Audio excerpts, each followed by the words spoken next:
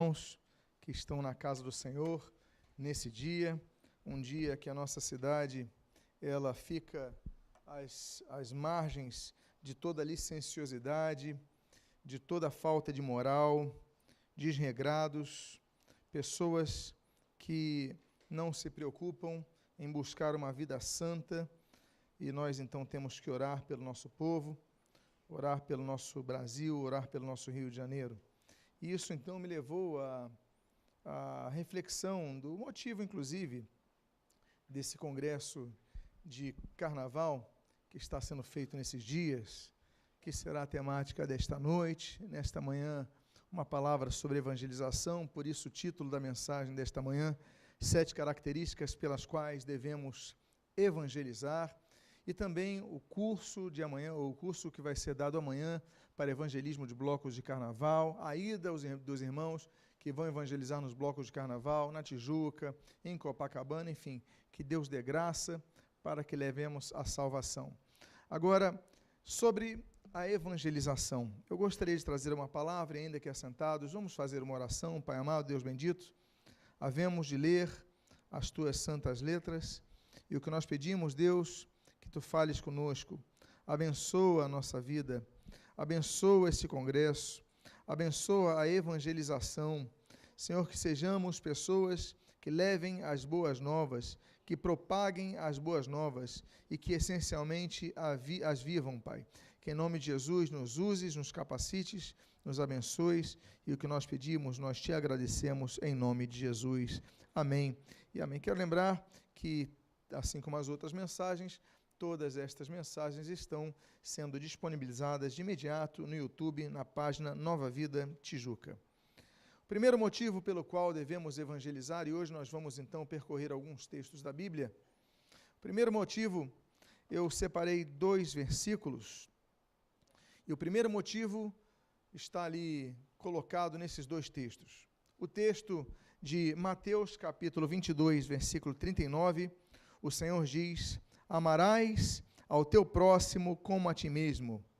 E o texto de Provérbios, capítulo 24, versículos número 11, a Bíblia diz: livra os que estão destinados à morte, e os que são levados para a matança, se os puderes retirar. Eu acho interessante esse condicional. Há uma ordem explícita para que nós livremos os que estão indo à morte, destinados à morte. Mas o texto depois, ele coloca a condicional: os que estão sendo levados à matança, se os puderes retirar. O primeiro motivo pelo qual nós devemos evangelizar é o amor ao próximo. Não há exemplo maior de amor que o do Senhor Jesus. E o corolário deste exemplo, dessa vida exemplar, foi a entrega de sua vida em favor de nós. Como diz Isaías, capítulo 53, pelas suas pisaduras fomos nós sarados. A lei do cristão não é a lei dos 10 mandamentos. A lei do cristão não é a lei dos 613 mandamentos, dos quais os 10 estão incluídos, que são 613 mandamentos da lei mosaica. Não. A lei do cristão não é essa. Jesus nos libertou da lei mosaica, como diz Romanos capítulo 6. A lei do cristão é o amor. Os discípulos seriam conhecidos pelo amor. Amor não significa, muitos confundem amar com tolerar. Eu amo, então permito que ele faça o que ele quiser. Não, amor não é isso, amar não é isso. Ah, eu amo a minha esposa, eu amo ela demais, mas tem meu caso conjugal, extraconjugal. Eu amo a minha esposa? Por mais que eu goste dela, por mais que eu admire ela, mas se eu disser que a amo, mas tenho meu caso conjugal, meus casos conjugais, eu posso dizer então que não amo minha esposa. Eu posso verbalizar que amo, mas não amo. Por quê? Porque existem limites. O amor impõe limites. Existem limites. Se nós amamos a Deus, nós procuramos agradar a Deus. E se nós agradamos a Deus, não vamos agradar ao mundo. Não podemos agradar ao mundo. Não podemos admitir o amor ao mundo, porque aquele que ama ao mundo não ama a Deus. Existem coisas que nós devemos amar. Existem várias coisas que nós devemos amar. A primeira coisa, Salmo capítulo 10, a Bíblia diz que nós devemos amar a quê? Devemos amar a salvação. Salmo 119, a Bíblia diz que nós devemos amar a palavra de Deus. Marcos capítulo 12 diz que nós devemos amar a Deus e também ao nosso próximo. Nós devemos amar. Provérbios capítulo 1 diz que nós devemos amar a sabedoria. Nós devemos buscar a sabedoria, amar a sabedoria a tal ponto que a sabedoria seja realmente uma característica nossa. A Bíblia diz que nós devemos, em Romanos capítulo 9, a Bíblia diz que nós devemos amar aos que estão perdidos.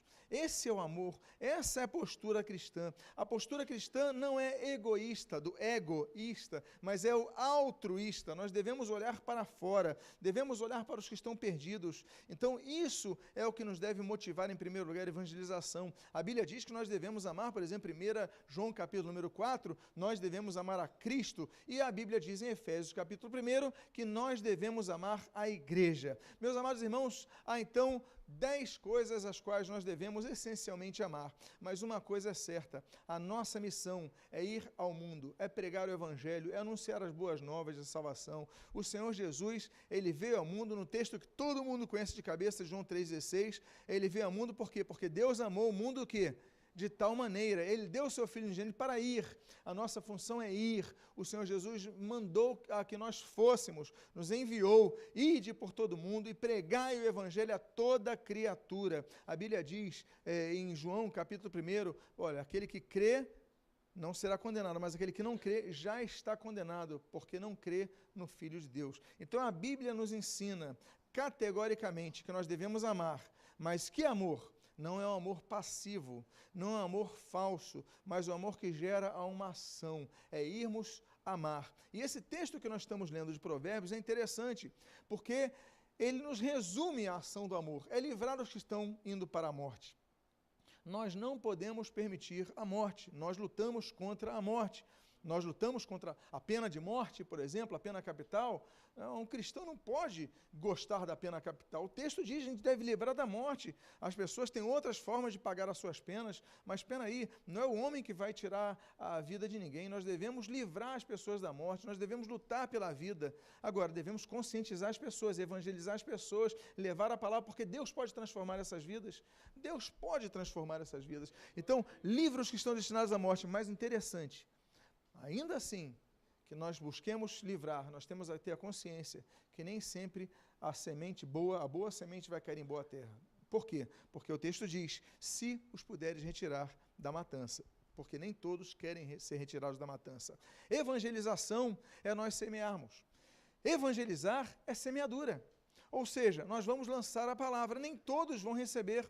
Alguns vão pegar o panfleto, vão amassar, vão jogar fora, outros vão retrucar, outros vão te xingar, vão te odiar, vão apontar o dedo na sua cara, mas você fez o teu papel. Por quê? Porque nós vamos lançar o nosso pão sobre as águas. A gente não sabe o tempo, mas a qualquer momento, alguma dessas vidas pode receber aquela palavra, e qual semente que ali vai ser regada pelo Espírito de Deus, essa vida pode então, ela decidir seguir a Cristo, se dedicar a Cristo, servir ao Senhor. Amém, queridos? Então, nossa função é evangelizar, nossa função é livrar as pessoas que estão caminhando para a morte. Eu creio que a pior característica do crente não é quando ele está declaradamente no mundo, quando ele está totalmente no lamaçal e todo mundo está vendo. Eu acho que o pior quadro é aquele que a Bíblia diz em Apocalipse, olha, quem dera fosses quente ou frio, mas qual era a questão ali contestada? É a mornidão, a pessoa está morna, é o morno. E a passividade para os que estão sendo perdidos é o caso quando a pessoa está morna. Vai ser perdido, vai ser perdido. Há pessoas que não creem no inferno. Há pessoas que não creem na vida eterna com Deus e na eternidade sem Deus. Meus amados irmãos, nós devemos salvar os que estão caminhando para a morte. Como diz o livro, a carta de Judas, entre o versículo 20 e o versículo 23. Salvai-os, livrando-os do fogo. A Bíblia, então, nos alerta. Nós devemos ir. Por quê? Porque nós amamos. Então, qual é o primeiro motivo para nós evangelizarmos? É amarmos o nosso próximo. Temos o segundo motivo pelo qual nós devemos evangelizar. E o segundo motivo, um texto até longo, que está em Ezequiel, no livro do profeta Ezequiel, capítulo de número 3, e eu vou ler os versículos de número 17 ao 20, e depois vou para o capítulo 33, e lerei o versículo número 6. Você pode buscar na sua Bíblia, você pode ficar atento ao texto, registra a palavra de Deus, a partir de Ezequiel, capítulo 3, versículo 17, o seguinte: Filho do homem, eu te dei por atalaia, e aí está o termo em hebraico, tsafar, significa aquele que fica olhando com cuidado algo, tsafar. Eu te dei por atalaia sobre a casa de Israel. Da minha boca ouvirás a palavra e os avisarás da minha parte. Quando eu disser ao perverso, certamente morrerás, e tu não o avisares, e nada disseres para o advertir do seu mau caminho, para lhe salvar a vida, esse perverso morrerá na sua iniquidade, mas o seu sangue da tua mão o requerirei. Mas, se avisares o perverso, e ele não se converter da sua maldade, do seu caminho perverso, ele morrerá na sua iniquidade, mas tu salvaste a tua alma. Também quanto o justo se desviar da sua justiça e fizer maldade, e eu puser diante dele um tropeço, ele morrerá, visto que não o avisaste. No seu pecado morrerá, e as suas justiças que praticara não serão lembradas, mas o seu sangue da tua mão o requerirei. Agora capítulo 33, versículo 6. Mas, se o atalaia vir que vem a espada e não tocar a trombeta, e não for avisado o povo, se a espada vier e abater uma vida dentre eles, este foi abatido na sua iniquidade, mas o seu sangue demandarei do atalaia. Amados irmãos, a Bíblia fala de vários atalaias. Nós temos, por exemplo, em 2 Reis, capítulo número 9, o atalaia da torre de Jezreel, que avisou sobre a vinda do rei Jeú para matar Jezabel. Nós temos, no mesmo livro de 2 Reis, capítulo 18, nós temos o atalaia dos filisteus, que é morto pelo rei Ezequias. Mas me chama a atenção dois tipos de atalaia. O atalaia que está, por exemplo, em Isaías 56, a Bíblia diz que são atalaias cegos e preguiçosos. É interessante a Bíblia usar o termo preguiçoso. Atalaias cegos e preguiçosos. Eles estão na torre de vigia para observar se vem algum inimigo, mas eles são cegos, eles não enxergam nada. Eles estão batendo papo, eles estão conversando. E são preguiçosos. Eles têm preguiça, eles não têm ânimo. Ele não tem vontade, está vindo o inimigo, deixa vir o inimigo. Mas o que chama mais atenção é o texto que o profeta de Anatote, Jeremias, ele descreve no capítulo 6, quanto aos atalaias que Deus envia. A Bíblia diz que esses atalaias disseram: não ouviremos a voz da trombeta. Eles são atalaias enviados pelo Senhor, mas decidiram não ouvir a voz das trombetas. O texto ali diz que Deus disse assim: certamente morrerás. Há questões que nós devemos sempre analisar quanto a algumas pessoas que são muito deterministas. Deus disse: certamente morrerás. A pessoa então aceita passivamente, então a pessoa vai morrer. Mas o mesmo Deus, ele disse: olha, se eu disser ao perverso, certamente morrerás, e tu não lhe avisares, não disseres para advertir o seu mau caminho, para lhe salvar a vida, aí esse homem vai morrer na sua iniquidade, mas eu vou requerer o sangue dele, das suas mãos. Mas, se eu disser para o sujeito: ó, você certamente vai morrer, Deus diz: certamente morrerás. Mas você avisar para ele, e ele se salvar, então, peraí, você se livrou e salvou a alma. O que ele quer dizer com isso? Que há decretos de Deus, que na verdade são decretos que Deus exige de nós uma postura, como desse caso. Ele decretou: olha, certamente morrerás, mas nós podemos salvar a pessoa.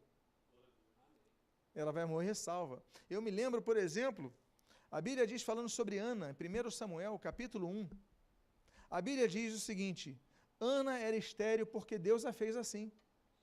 Deus a tornou estéril, mas ela não aceitou. Ela lutou para ter um filho. Ela clamou ao Senhor, ela buscou o Senhor e teve filhos. Samuel foi apenas o primeiro deles. O que eu quero dizer para vocês é que a nossa função e o segundo motivo pelo qual nós devemos evangelizar é porque não queremos ter sangue inocente em nossas mãos. Há pessoas que estão sendo perdidas. Deus nos está dando oportunidade para falar para elas. E nós nos calamos. Por timidez, por vergonha, isso acontece. Isso acontece contigo, acontece com a pessoa que está do seu lado, acontece comigo, acontece com todo mundo. Mas se o Espírito Santo começar a incomodar, você tem que falar. Você tem que falar, nem que seja para você falar, posso orar por você? Porque se você começar a pregar para a pessoa, muitas vezes diretamente, a pessoa, não quero pregação, já tenho religião, estou bem, eu tenho... Mas se você pedir para orar pela pessoa, posso orar por sua vida? Você tem um motivo para... todo mundo aceita. Orar, não tem problema nenhum. Até o ateu aceita que você ore por ele. Posso orar por sua vida? A pessoa vai falar assim, mal não vai me fazer. Aí você ora, pronto, a pessoa já abriu o coração para algo. Aí depois você aproveita essa porta, essa brecha e prega para a pessoa.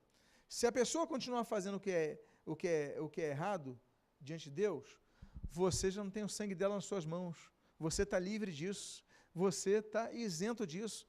A nossa tarefa não é converter as pessoas. É o Espírito Santo que convence o homem do pecado, do juízo e do juízo. A nossa tarefa é pregar o Evangelho para as pessoas. Conversão é uma decisão da pessoa. O Espírito Santo, a tarefa dele é com o convencimento para a conversão. Nós somos os instrumentos para isso. Agora, conversão é o seguinte, eu estou vertendo a um caminho e eu me converto. Eu saio daquele caminho que está dando para a morte e me verto para outra direção ao caminho da vida. A conversão é a decisão da pessoa. Você pregou, você lutou, você tentou, a pessoa não quis, você fica em paz no teu espírito. Porque muitas vezes nós ficamos assim, poxa, eu estou pregando tanto, Deus me enviou no campo missionário para pregar para os muçulmanos, olha que trabalho difícil. Aí não se converteu ninguém. Aí você fala, poxa, o meu ministério não deu certo, eu não tenho chamado ministerial, eu sou um fracasso na minha vida espiritual. Não, peraí, você semeou a palavra, você lançou a palavra, você lançou a semente, você fez o teu papel. O Espírito Santo está trabalhando na pessoa, mas a decisão é da pessoa. O Senhor Jesus, ele bate na porta do coração. Se alguém ouvir e abrir a porta, ele vai entrar e vai cear com a pessoa, mas a pessoa tem que abrir a porta do coração. Não é isso que diz o Senhor Jesus em Apocalipse? Então, meus amados irmãos, a função do evangelista, a função do evangelizador, então sendo mais amplo quanto ao dom, é o seguinte, é lançar a palavra. É lançar a palavra, amar a pessoa e o resto deixa Deus trabalhar. Amém, queridos? Os irmãos estão entendendo? Então não fique, poxa, mas ninguém me ouve. Não, o profeta Jeremias mesmo, quantas vezes ele pregou, ninguém ouviu, mas ele fez o papel dele. Nós devemos fazer no papel, pastor, mas eu estou tentando pregar, ninguém se converte, não tem problema. O problema é das pessoas, o problema é delas, a decisão é delas, mas você fez o teu papel, evangelizar. Então diga à pessoa que está do seu lado, não desanime, evangelize.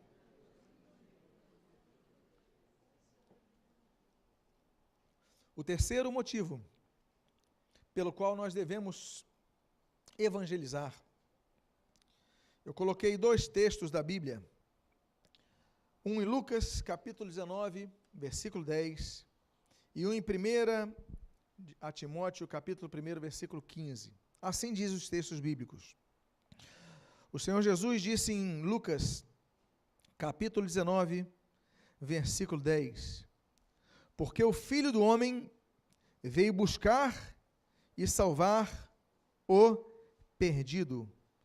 Você vê que eu coloquei o termo grego apólome. Apólome significa não apenas perdido, mas destruído. A pessoa que não tem rumo, apólome. Ela está completamente destruída. Apó é um marco que traz uma divisão de tempo, traz uma divisão. Então, por exemplo, Apocalipse, o livro de Apocalipse vem de apocalipto. calipto, que está escondido, apó, ele revela, então por isso significa, ele divide o que está escondido, ou seja, ele quebra aquela obscuridão. Então, apocalipto, que vem a palavra, daí vem a palavra apocalipse, significa revelação. Eu vou trazer à tona algo que estava escondido, isso é revelar. Apó. Então a pessoa está destituída de uma construção, destituída de um rumo, a pessoa está sem rumo, a pessoa está perdida, a pessoa está cega. Então o Senhor Jesus, ele disse que a missão dele, e ele diz claramente de maneira tão sucinta, resumida aqui, ele diz, porque o Filho do Homem veio buscar e salvar o quê? O perdido apólome.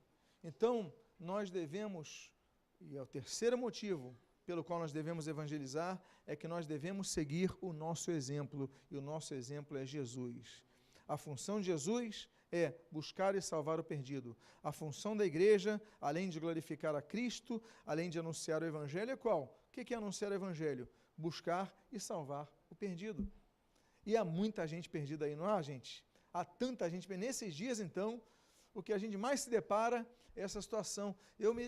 Quando nesses dias, passando pela rua, período de carnaval, eu falo, meu Deus, eu não sou desse mundo mesmo. A gente é de outra, não é possível. Eu me vejo como um peixe fora d'água nessa sociedade. Meu Senhor. E o texto diz assim, em 1 Timóteo capítulo 1, versículo 15, o seguinte: fiel é a palavra e digna de toda aceitação. 2 pontos. Que Cristo Jesus veio ao mundo para salvar, ali no grego está sozo, os pecadores, e ali está amartolos, que vem de amartia, que é errar o alvo, dos quais eu sou principal. Então, esses dois textos mostram claramente o ministério de Jesus, irmos aos perdidos. Porque pecar é errar o alvo. Meus amados, a Bíblia diz em Romanos capítulo 3, versículo 23, porque todos pecaram e carecem da glória de Deus. A Bíblia diz, nos ensina, olha, filhinho, vos escrevo, 1 João, vos escrevo para que não pequeis mais, se nós pecarmos, capítulo 2, versículo 1, nós temos advogado junto ao Pai, quem? Jesus Cristo. Nós não devemos pecar, mas se pecarmos, nós devemos pedir perdão a Deus.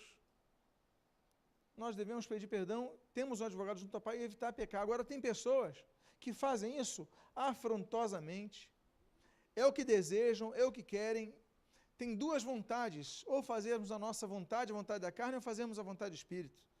O Senhor Jesus diz em João capítulo 4, versículo 34, o Senhor Jesus, olha, porque a minha vontade, a minha comida é fazer a vontade de meu Pai. O meu alimento é fazer a vontade de meu Pai, depende da versão que você use. Ou seja, o que alimenta ele é fazer a vontade de Deus. É dizer não para a nossa carne, não para a nossa vontade, é a nossa luta diária. Isso é a santificação. O processo de santificação, aliás, o termo ali salvar, que você está vendo ali, sozo, ele serve para, por exemplo, reparar o mal, reparar a consequência de uma penalidade, pode ser uma doença, por exemplo, e a doença espiritual é o pecado. E a função dele é o sozo, é salvar os pecadores. Por quê? Porque eles estão enfermos, enfermidade que dá morte. Se você é médico, a sua função é qual? Evitar que a doença se propague e fazer o máximo para que ela seja estancada. É a sua luta, porque se a pessoa continuar doente, ela vai chegar ao óbito. Ou, no mínimo, a perda de funções essenciais, locomoção, raciocínio, etc. Então, você vai lutar para isso, nós devemos lutar para isso. Agora, esse mundo não quer nada. Para a salvação acontecer, existem alguns passos em relação a posturas quanto ao pecado. O primeiro passo é o qual? O reconhecimento. A Bíblia diz no Salmo 51, conheço as minhas transgressões, os meus pecados estão diante de mim. O salmista, Davi, nesse caso, ele diz, eu conheço as minhas transgressões, os pecados estão diante de mim, estão sempre diante de mim. Então, Davi reconhece o primeiro ponto para que a pessoa seja salva, é o reconhecimento do pecado. Como eu falei para os irmãos agora, mencionei Salmo 51. Aí, o segundo ponto é o que está em Atos capítulo 3, versículo 19, quando o apóstolo Pedro, ele diz, arrependei-vos, pois, e convertei-vos, para que sejam cancelados os vossos pecados. O primeiro passo, então, é o reconhecimento. O segundo passo é o quê? O arrependimento. O terceiro passo é a fé em Jesus. Atos capítulo 16, versículo 31. A Bíblia diz, olha, crê no Senhor Jesus e serás salvo. Nós devemos crer não no Papai Noel, nós devemos crer não no pastor fulano de tal, no bispo fulano de tal, não, nós devemos crer em Jesus Cristo. Então, qual é o primeiro passo? Me lembre? Reconhecer que é pecador. O segundo passo, arrependimento dos pecados. O terceiro passo, fé em Jesus. O quarto passo, desses 5 que eu vou mencionar aqui, é a confissão pela própria boca. A Bíblia fala sobre isso em Romanos capítulo 10, versículo 9. Se confessarmos com a nossa boca que Jesus é o Senhor e em vosso coração creres que Deus ressuscitou dentre os mortos, serás salvo. Nós devemos confessar com a nossa boca. E quando eu digo boca, eu não digo meramente a declaração verbalizada que nós devemos fazer. Assim, a gente vai casar, a gente chega diante de um pastor, chega diante de um juiz de paz, a gente tem que declarar, você aceita ela? Sim, aceito. Tem uma declaração, quando você vai num juiz, numa audiência, você falando sim, você tem que declarar com a sua boca. Agora, é a declaração que vai além da verbalizada. Além da que um mudo, por exemplo, não pode fazer, é a declaração de vida, confessar com a boca, mas com a vida, que Jesus é o Senhor, que Deus o ressuscitou entre os mortos, então serás salvo. Você pode me lembrar qual é o primeiro passo nesse processo? Reconhecer que é pecador, reconhecimento. Segundo passo? Arrependimento. Terceiro passo? Em quem? Em quem? Em Jesus. Jesus, ele falou, João capítulo 14, versículo 6, eu sou o caminho, a verdade e a vida, ninguém vem ao Pai senão por mim. Quarto, confissão. Agora, quinto e último, é o que está em Marcos capítulo 13, versículo 13. Ou seja, é a perseverança. Aquele que perseverar até o fim, ele será salvo. Ou seja, temos que perseverar. Diga à pessoa que está do seu lado, persevere, meu irmão, persevere. O quarto motivo pelo qual devemos evangelizar é o que está em João capítulo 4, versículo 35.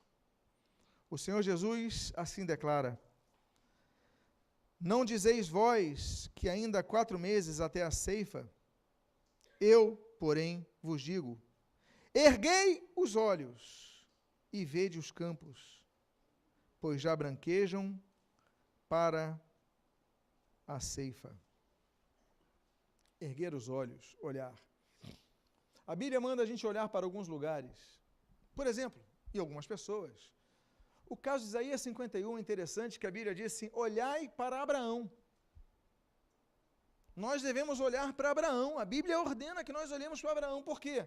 Porque em Abraão nós vemos vários elementos da fé. Esse que é o declarado o pai da fé, nós olhamos para Abraão para aprender sobre sairmos de um lugar de conforto, uma zona de conforto onde nós estamos.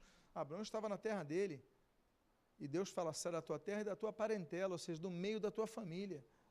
É uma mudança, é uma ruptura, é uma mudança, mas ele obedece.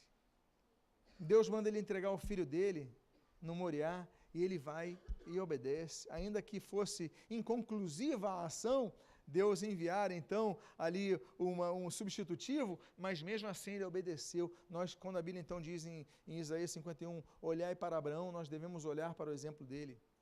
Mas o máximo exemplo que nós vemos é o de Hebreus capítulo 2. A Bíblia diz assim, olhando firmemente o autor e consumador da nossa fé. Quem é? Jesus Cristo. Ou seja, devemos olhar firmemente a Jesus. Quando você olha para o homem, você desanima. Meus amados, se você olhar para mim, você vai desanimar. Se você olhar para o pastor, para o missionário, para a irmã, a gente vai desanimar. Porque a gente vai ver pessoas falhas, limitadas. Às vezes elas ficam nervosas, às vezes ficam chateadas. Mas a Bíblia fala assim, olha, mas tem um que se você olhar, você nunca vai se desviar. Olhando firmemente para o autor e consumador da nossa fé. Jesus. Olhe para Jesus. Há um outro local que nós devemos aprender a olhar. A Bíblia diz ali em Lucas 9 que quando Jesus ele vai participar vai fazer, vai executar, enfim, a multiplicação dos pães e dos peixes, a Bíblia diz que Jesus, ao abençoar os elementos, ele olha para os céus. Aí nos lembramos, por exemplo, do Salmo 121, eleva os meus olhos para os montes, de onde virá o socorro? Meu socorro vem do Senhor, o Criador que fez os céus e a terra. Nós devemos olhar para o céu. Nós vivemos muitas vezes em situações que nos desanimam. A gente fica tão desesperançado, não tem mais solução. Aí você olha para o lado, poxa, essa pessoa não vai me ajudar. Você olha para a sua conta bancária e você fala, pior ainda. Aí você olha para a situação no emprego, não tem perspectiva de um bom emprego, de um melhor emprego. Você olha para o lado, aí você desanima, você não quer nem levantar da sua cama. Aí nessas horas nós aprendemos com Jesus. Ele agradece, ele só tem aqueles pães, ele só tem aqueles peixes, ele tem pouco recurso, tem uma multidão para alimentar, mas Jesus, ele olha para o céu, aí o pão multiplica. É momento de nós olharmos para o céu, há momentos que nós só podemos fazer isso, olhar para os céus. Então nós devemos olhar para Abraão, nós devemos olhar para Jesus, mas nós devemos olhar para o céu. E há essa quarta coisa onde nós devemos olhar. Que a nossa vontade, a nosso desejo é satisfazer a nossa vontade, em primeiro lugar, é o pão e o peixe, é a situação, é o momento, é a circunstância, precisamos alimentar as pessoas, mas peraí. Mas há uma outra coisa que Jesus manda olharmos.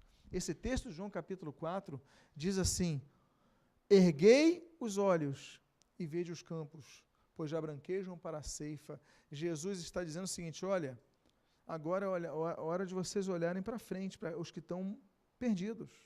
Os campos já branquejam para a ceifa. Temos que ter ceifadores, pessoas para colher essas vidas, para ter sentido na vida. Meus amados irmãos, nós devemos olhar para frente também e ver as pessoas que estão sendo perdidas. O quarto motivo pelo qual nós devemos evangelizar é esse, porque nós devemos erguer nossos olhos e olhar os que estão sendo perdidos, porque muitas vezes nós não olhamos para frente. A gente só olha para o céu para pedir coisas para a gente. Deus me abençoa, me abençoa, me abençoa. Mas o que está sendo perdido? A gente não ora, Deus salva essa vida, abre os olhos dessa vida, Senhor, ilumina essa vida, dá oportunidade a essa vida, ainda que ela não venha se salvar. Mas a nossa função e responsabilidade é olhar. Não é isso que Jesus mandou? Ide por todo mundo. Ele falou, olhai os campos, ou seja, nossa responsabilidade é olhar os perdidos. Há um quinto motivo pelo qual nós devemos evangelizar. E o quinto motivo é o que nós lemos aí no Evangelho de Mateus, capítulo 9, versículo 37 a 38. O texto diz assim, então, se dirigiu a seus discípulos. A seara, na verdade, é grande, mas os trabalhadores, e aí está o termo grego, ergates, são poucos. Rogai, pois, ao Senhor da seara que mande trabalhadores para a sua seara. Amados irmãos, o trabalho foi a primeira condição humana. A função de Adão, precípua, era dar nome a todos os animais. Aí quando vem o pecado, Gênesis capítulo 3 fala, com o suor do teu rosto você vai comer o teu pão, trabalho. Nós fomos chamados para trabalhar. Nós não somos chamados para descansar. Temos que ter um descanso? Claro que temos que ter um descanso. Temos que ter lazer? Claro que temos que ter lazer. Mas a nossa função é trabalhar. E eu não digo meramente trabalho formal, de carteira assinada, de emprego, não é isso, é trabalhar. É trabalhar em tudo. Por exemplo, você tem uma família, você vai trabalhar para dar o melhor para os seus filhos. Para dar, por exemplo, dar uma educação para o filho é um trabalho? É ou não é? É, porque exige você o quê? Uma ação. Você concatenar ideias para, bom, eu vou dar uma instrução, vou dar uma orientação, vou ensinar. Às vezes eu vou puxar a orelha. Às vezes eu vou botar um castiguinho. Mas isso é um trabalho. Porque nós, muitas vezes, só valorizamos quem tem trabalho num outro endereço. A gente não valoriza o trabalho da dona de casa. Muitas vezes é muito maior do que o trabalho do sujeito que fica jogando paciência no computador do trabalho, do emprego. Fica lá jogando paciência, aí o outro fica lá jogando bolinha na lixeira, enquanto está lá, geralmente, pelo menos na nossa sociedade, a esposa em casa, lavou roupa, fez a comida, limpou a casa, buscou os filhos, Aí vai chegar em casa e ainda tem que estar bonita e perfumada para o marido. Senão ele não valoriza. Isso é trabalho. O estudo é trabalho. Você tem que estudar, isso é trabalhar. Então, o homem, eu falo homem, falo o gênero humano, a humanidade, ela já chegou no Éden, já foi criada para trabalhar. E nós devemos trabalhar. Aí nos lembramos, por exemplo, de Deus. João capítulo 5, o Senhor Jesus disse, olha, meu Pai trabalha até agora. Ou seja, o Shabat de Deus, o descanso de Deus, Deus não entrou no Shabat por causa da sua obra completa até os dias de hoje. Não, ele continua trabalhando. Ele entrou no Shabat na sua obra criativa. A criação de todas as coisas ali, naquele período da criação. Mas ele continua trabalhando. O Senhor Jesus fala em João capítulo 5, meu Pai trabalha até agora. Aí chega o João capítulo 6, capítulo seguinte, aí o Senhor Jesus ele fala assim, olha, trabalhai para a vida eterna.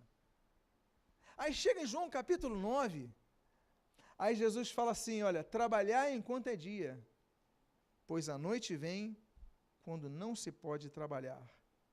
Nós devemos trabalhar para fazer a obra de Deus. Aí nos lembramos desse texto de Mateus 9. Olha, rogai, pois, ao Senhor da seara que envie trabalhadores para a sua seara. Meus amados irmãos, igreja, ela é feita de pessoas crentes, ou seja, que creem em Deus, e por ser igreja, creem em Jesus Cristo como cabeça da igreja, como o alvo único da fé e da glória divina. Nós glorificamos a Deus Pai, a Deus Filho, a Deus Espírito Santo.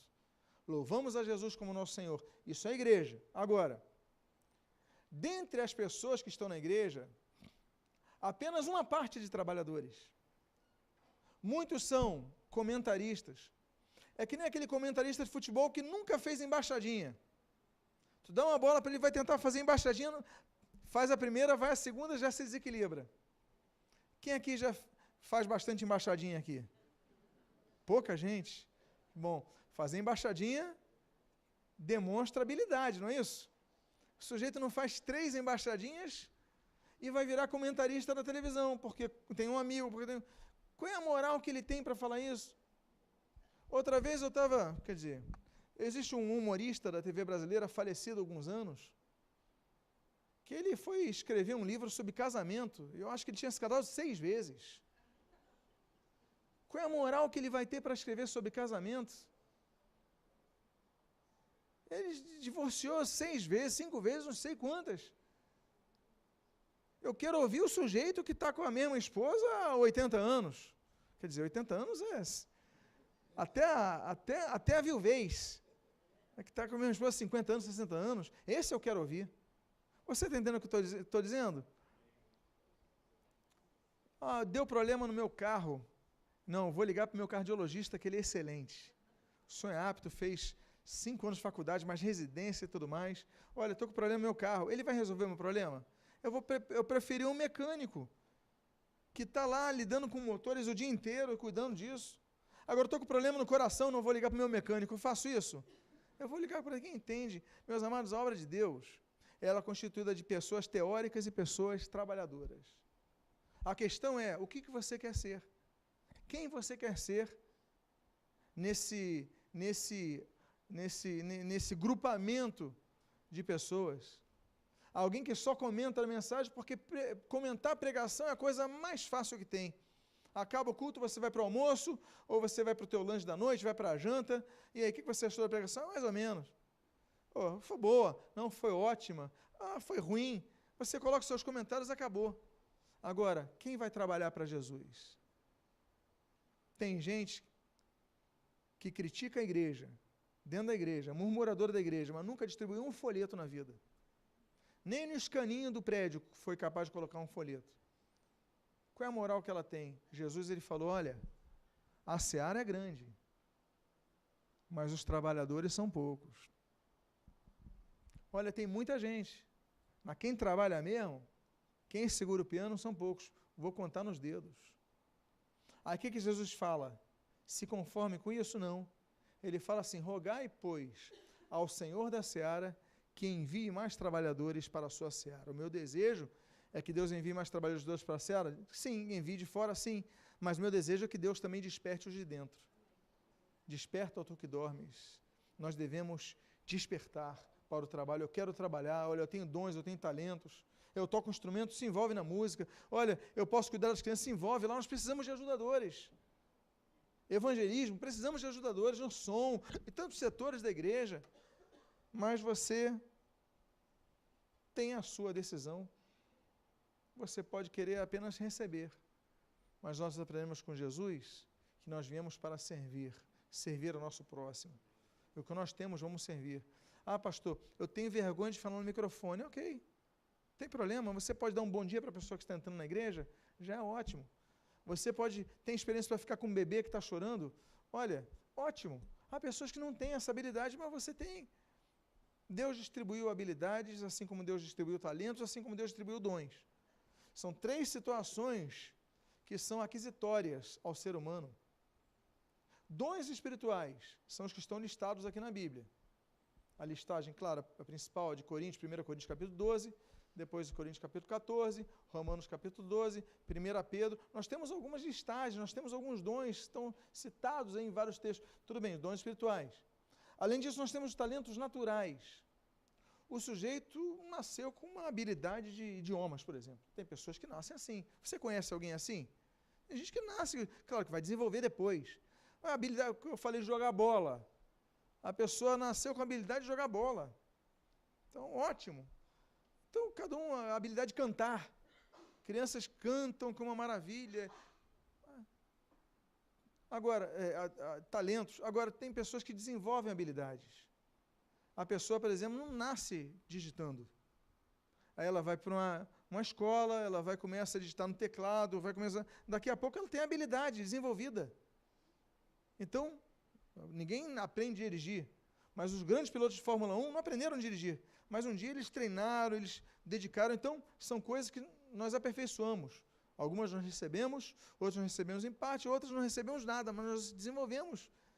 Agora, uma coisa é certa, todos nós devemos tomar uma decisão.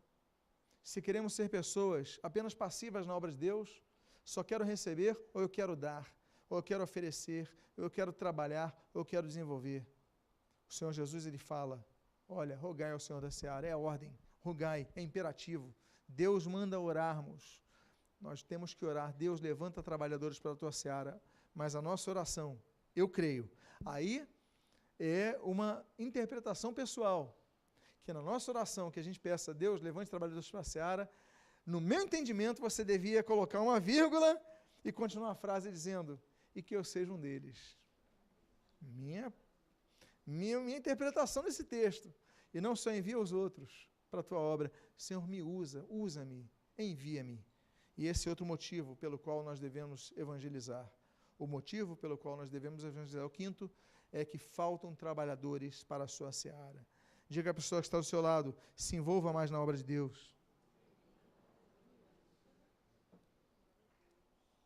Sexto motivo pelo qual nós devemos evangelizar está, eu coloquei 2 textos aqui, os 2 menções ao nosso Senhor e Salvador Jesus Cristo, um em Mateus 28 e um em João capítulo 20. O de Mateus 28 diz assim, versículo 18 a 20. Jesus, aproximando-se, falou-lhes, dizendo, toda a autoridade me foi dada no céu e da terra. Ide, portanto, fazei discípulos de todas as nações, batizando-os em nome do Pai, do Filho e do Espírito Santo, ensinando-os a guardar todas as coisas que vos tenho ordenado. E eis que estou convosco todos os dias, até a consumação do século. Olha, eu coloquei essa palavra daqui, no grego, no original dele, desse texto, poreomai, é uma ordem. Esse ai no final já empurra a pessoa. Mas é interessante que esse termo, ele significa não apenas seguirmos um caminho, mas ele também significa seguir pessoas, seguir alguém. Não é ide. É ide seguindo alguém. A ordem de Cristo, a Cristo, Cristo como centro. Mas também, quando Jesus envia os seus discípulos, ele vinha em duplas. Porque muitas vezes o perigo está quando você está isolado da igreja, do corpo de Cristo. Nós devemos caminhar como corpo. Jesus envia de 2 em 2. Quando um está fraco, o outro ajuda. O que é o casamento? É isso. É o cordão de 3 dobras. Não é isso que a Bíblia fala em Cantares? O Senhor Jesus envia de 2 em 2. Ele envia aquilo em Lucas capítulo 10, 70. Porque na concepção judaica antiga, de acordo com, por exemplo, Gênesis, capítulo 10, no pós-dilúvio, havia 70 nações na terra. São enviados 70, de 2 em 2, 35 duplas. Nós devemos ir, mas seguindo também pessoas, ajudando pessoas, ajudando o mais. Por quê? Porque o texto eu coloquei também no grego ali, olha, fazei discípulos. Está vendo ali, matetel? Matetel. Matetel vem de matetés. Matetés é aluno, fazendo alunos.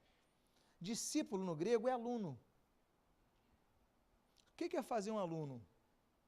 Fazer o aluno é você não apenas transmitir a informação, mas ajudar o aluno a entender a informação, a concatenar a informação, a aplicar a informação, a desenvolver a informação. Então, fazer discípulos é fazer alunos. Se nós tivéssemos que traduzir isso numa linguagem atual, nós poderíamos dizer, olha, ide fazei alunos. Aluno se gasta tempo.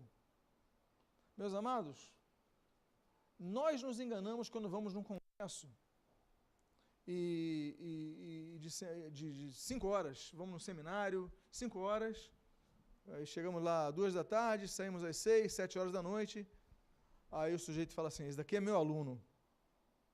Não é teu aluno. Claro, lato sensu, sim, mas stricto sensu não, porque aluno exige tempo. O professor vai corrigir os erros dele. Como é que você vai conhecer a pessoa em 5 horas? Vai corrigir, fala, ó, esse caminho, aí vai fazer outro, não, você tem que melhorar nisso, você, olha, cuidado, olha, abaixa a voz, olha, melhora aqui, ó, chega mais cedo. O aluno é quase como um pai. Tanto é que no grego, seu termo para discípulo é matetés, e ali a declinação, né, matetel, no hebraico o termo discípulo é mais claro para a gente, porque no hebraico, discípulo é ben. Ora, ben é filho. Então, e temos o bar, né? Então, nós temos o filho, fazei filhos. Filho não é só o ato da concepção, não, é educar o filho, gastar tempo com ele. Então, nós devemos evangelizar, por quê? Porque precisamos pregar o evangelho para que se façam discípulos. Claro que o evangelista, a função dele não é discipular. Alguém pode evangelizar, outro pode discipular. Nós vamos entregar o folheto, outro vai colher, eu plantei, o outro regou e o outro vai colher. E essa é a regra do evangelho, o apóstolo Paulo é claro sobre isso, em relação a ele, em relação a Paulo, em relação a outros. O fato é que essa pessoa, nosso objetivo é que a pessoa seja discipulada. Por isso a importância da igreja. Um dos motivos pelos quais a igreja é tão importante é que a pessoa possa ser discipulada. Ela possa crescer no conhecimento. O que é uma pregação? O que é o discipulado? Estamos aprendendo, estamos nos corrigindo, estamos no caminho. Então, a pregação. Por isso que a Bíblia diz em Romanos capítulo 10, olha, a fé, pois, vem pelo ouvir, o ouvir pela pregação da palavra de Deus, versículo 17, nós temos que ser pessoas que ouvem a palavra para que possamos crescer no conhecimento de Deus. Ou seja, o 6º motivo, sim, e ali? Assim como o Pai me enviou, também eu vos envio a vós. A nossa função é irmos. Mas não aleatoriamente. O Senhor Jesus nos enviou, ou seja, temos uma ordem, uma direção a seguir. E por fim, antes que alguém me pergunte, o 6º motivo é porque Jesus nos ordenou evangelizar. E o 7º e último motivo desta manhã? o sétimo e último motivo é o que nós lemos no escatológico capítulo de Mateus, de número 24, quando a Bíblia diz no versículo número 14: e será pregado este evangelho do reino por todo o mundo, para testemunha a todas as nações, então virá o fim. Existem vários sinais que apontam a volta de Jesus. Por exemplo, Lucas 17 fala da desvalorização do casamento. Hoje as pessoas começam a morar juntas, não se casam, nem preocupadas, desvalorizam o casamento, o sujeito tem quantas mulheres quiser, a mulher tem quantos homens quiser, aliás, quantas mulheres quiser e os homens quantos homens quiser. A coisa está assim, virou Sodoma e Gomorra isso daqui escancaradamente. Desvalorização do casamento é um dos sinais da volta de Jesus. Outro, isso em Lucas 17. Outro, 1 Timóteo capítulo 4, a apostasia da fé. Muitos vão apostatar. Meus amados, a cada dia cresce o número de desviados. Claro, o evangelho tem crescido, mas está cheio de desviado aí. Pessoas que não querem nada com Cristo, mas um dia já estiveram louvando o Senhor na igreja. Mais um dos motivos. Daniel capítulo 12, a Bíblia diz que no final dos tempos a ciência se multiplicaria. A cada dia a ciência se multiplica desproporcionalmente.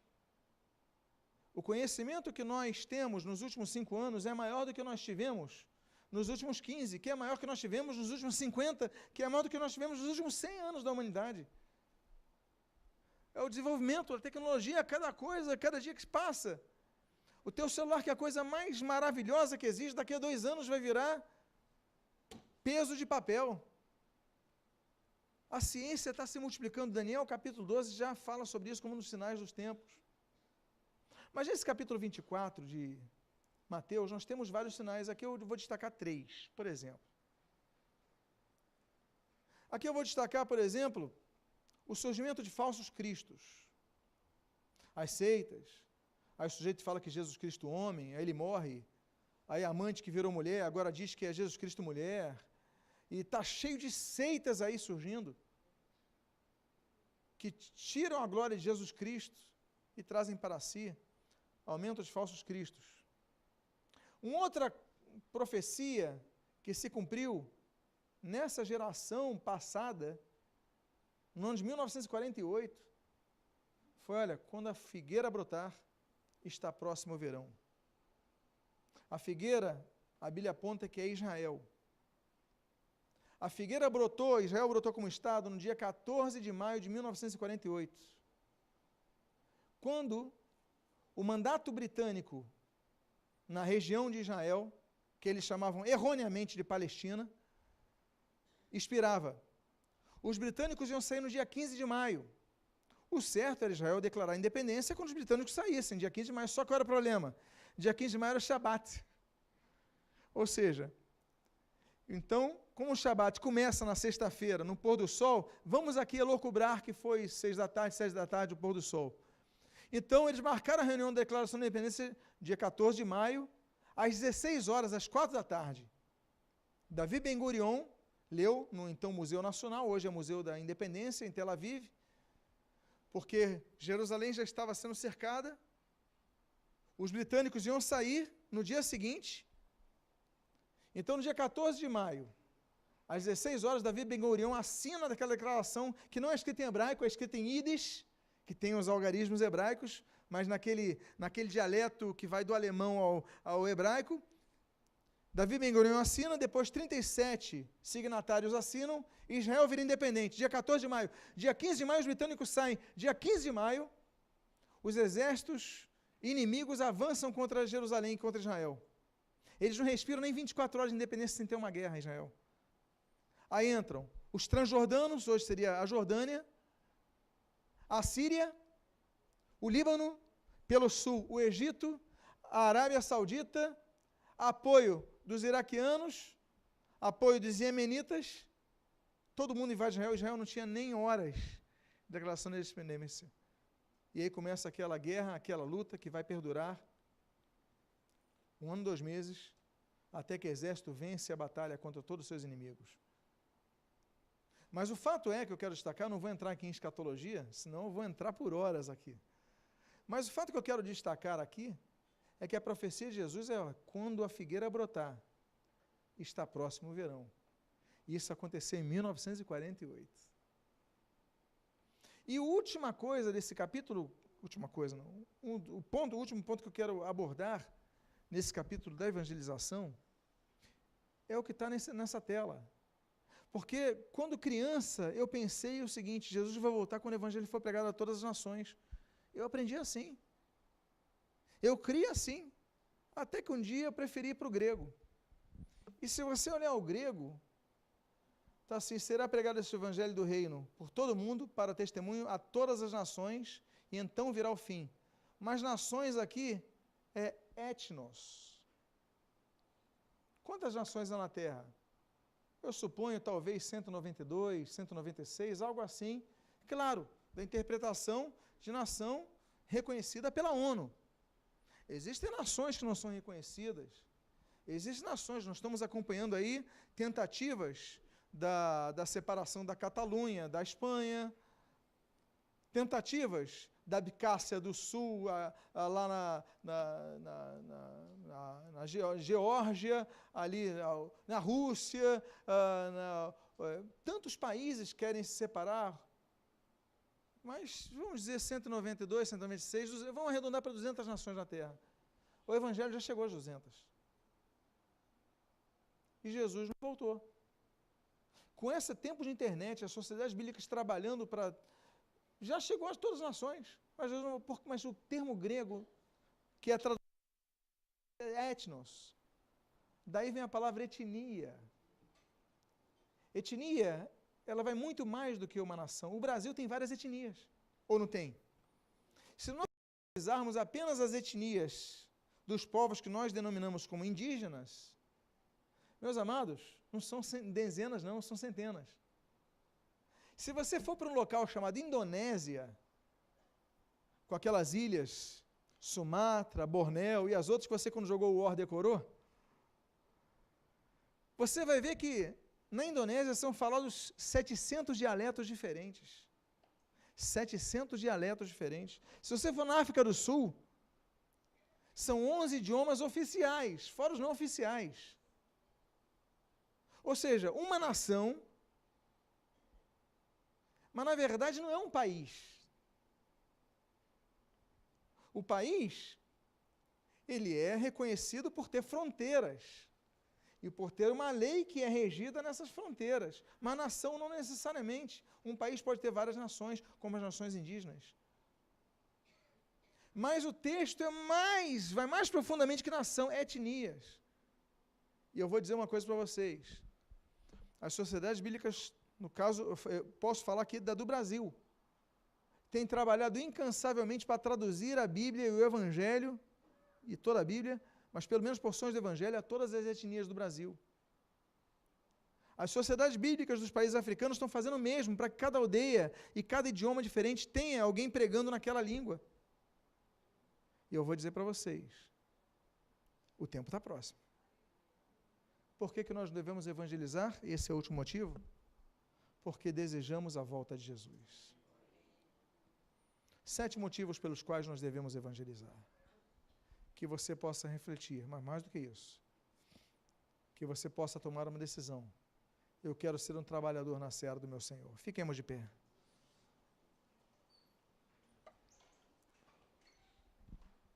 Eu quero fazer uma oração pelo nosso Brasil, mas de maneira especial pelo nosso Rio de Janeiro. Eu quero fazer uma oração pelo povo de Deus que se encontra nesse local.